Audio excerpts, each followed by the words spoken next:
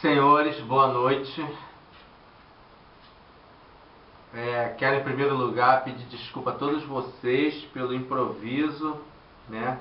Eu e meu amigo Dog pede desculpa aos alunos pelo improviso que nós estamos fazendo. Fica quietinho, que nós vamos tentar passar para vocês um pouco sobre a coagulação sanguínea. Antes de tudo, eu quero agradecer a Deus por essa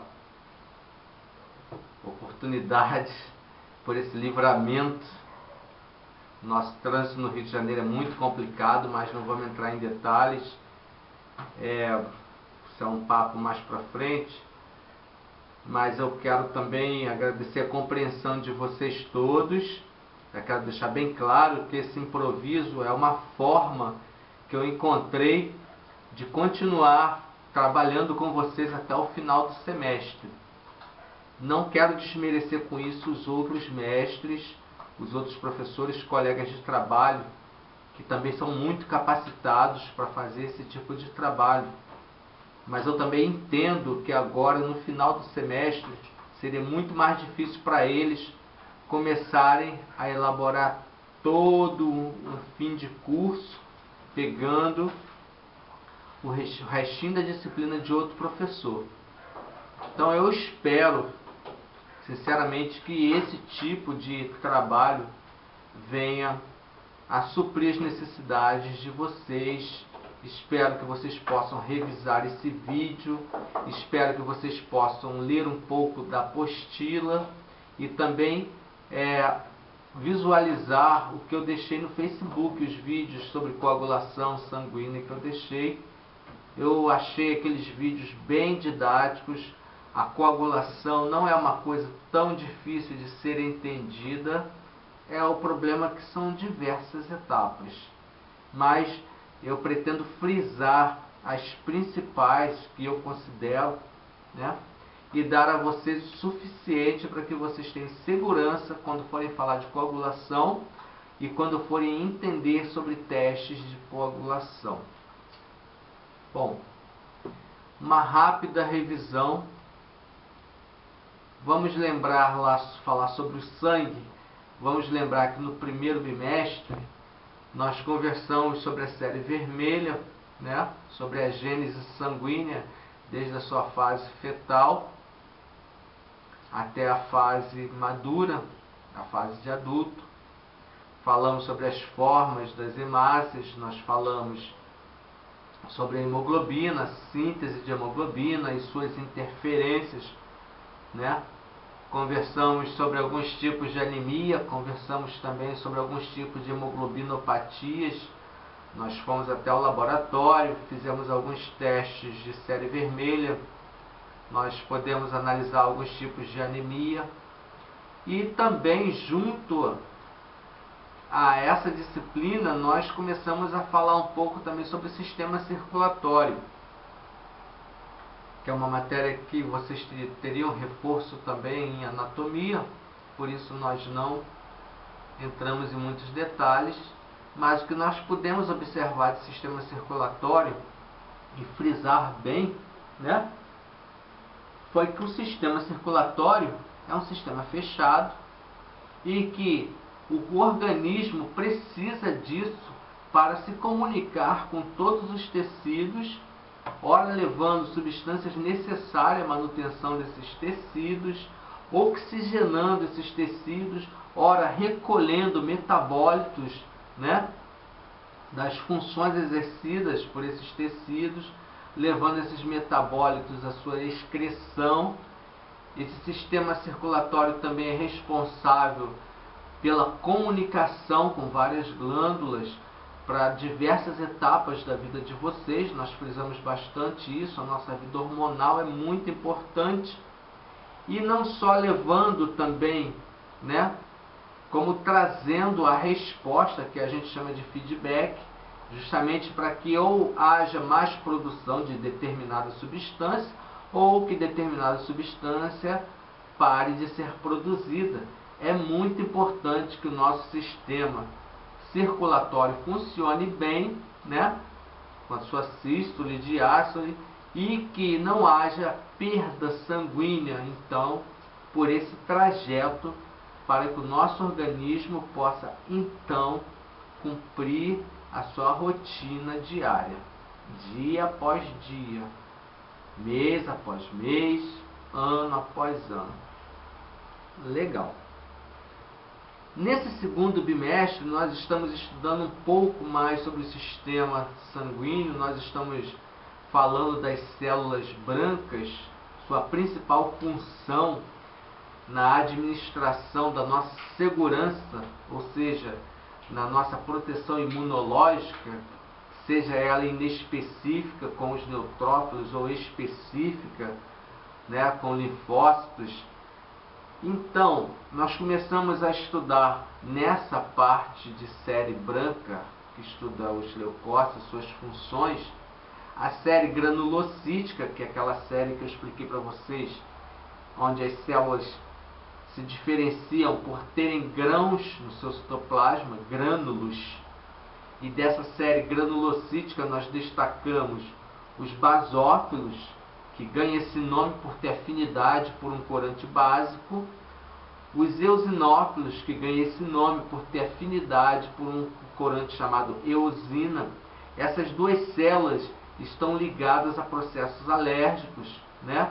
A parasitoses, elas também estão ligadas a processos de hipersensibilidade, ou seja, processos alérgicos tão graves que podem levar à morte, com edema de glote e outras questões urticariformes, né?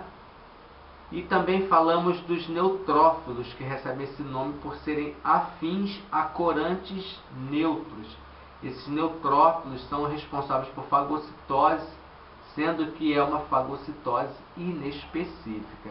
Eles vão fagocitar, vão virar pus, principalmente o neutrófilo segmentado, que é a célula mais madura dessa série, né? Mas não quer dizer que apareça na circulação as formas imaturas. Temos que prestar bastante atenção na leitura das lâminas, para que quando haja o aparecimento dessas células imaturas, está prestando atenção, cachorro? Vocês observem que a medula está numa função tão acelerada, justamente por estar em encontro com um patógeno perigoso, uma bactéria que certamente deve ter entrado na corrente sanguínea e, devido à sua multiplicação, né, faz com que a medula seja solicitada de forma tão intensa e, consequentemente, lance células jovens na circulação.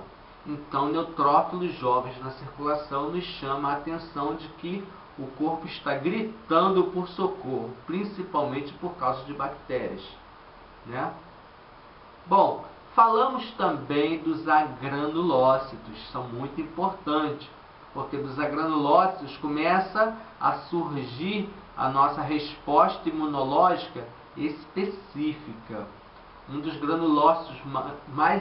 agranulócitos mais importantes são os linfócitos, principalmente o maestro da nossa resposta imunológica, que é o linfócito TCD4. É o alvo do vírus HIV, o TCD4, ele é o maestro, é ele que vai modular essa orquestra. Ele que vai fazer o corpo entender que tipo de resposta imunológica melhor será adequada àquele patógeno invasor. O TCD4, conforme falamos na última aula, ainda se divide em T helper 1, T helper 2, e essas linhagens serão solicitadas conforme o patógeno envolvido. E o linfócito T ainda tem uma outra divisão, que é o linfócito T chamado de citotóxico, né? É o linfócito TCD8.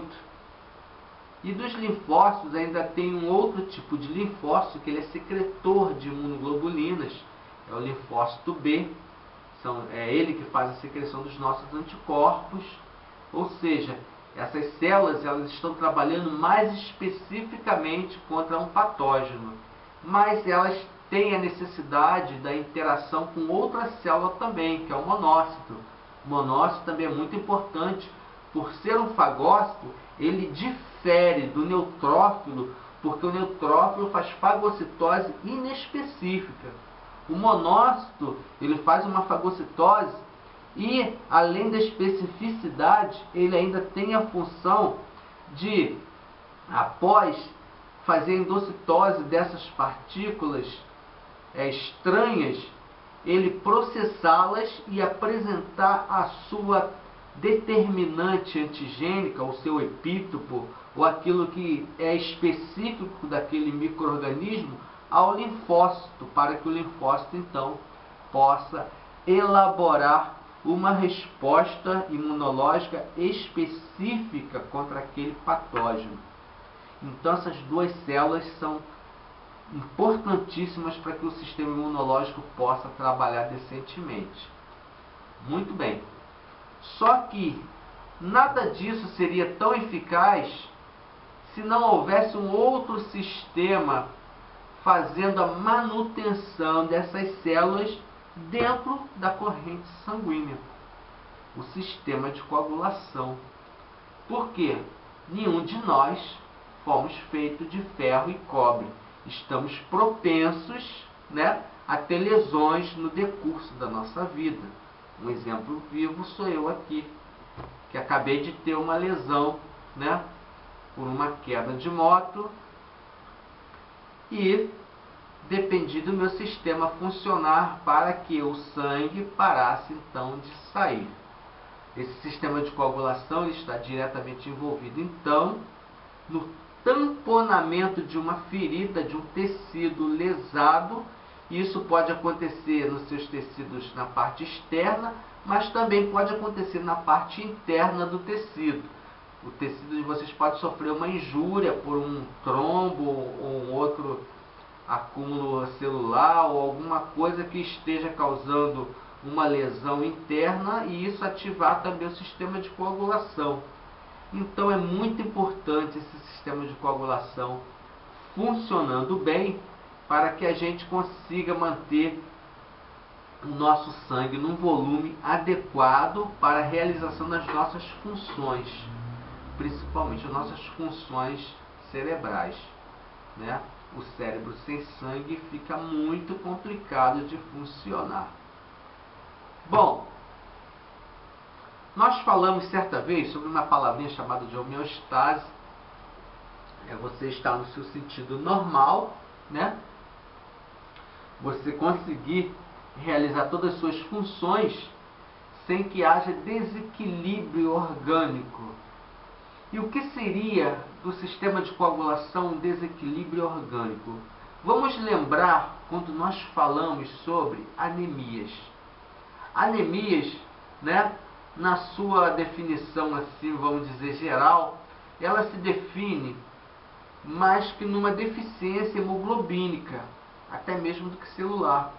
Mas, como a hemoglobina está dentro da célula, a hemorragia pode levar, além de levar a uma hipovolemia, que é um volume diminuído do sangue, Nós temos aproximadamente 5 litros, e esse volume diminuir pode trazer problemas também, como também pode levar a uma anemia.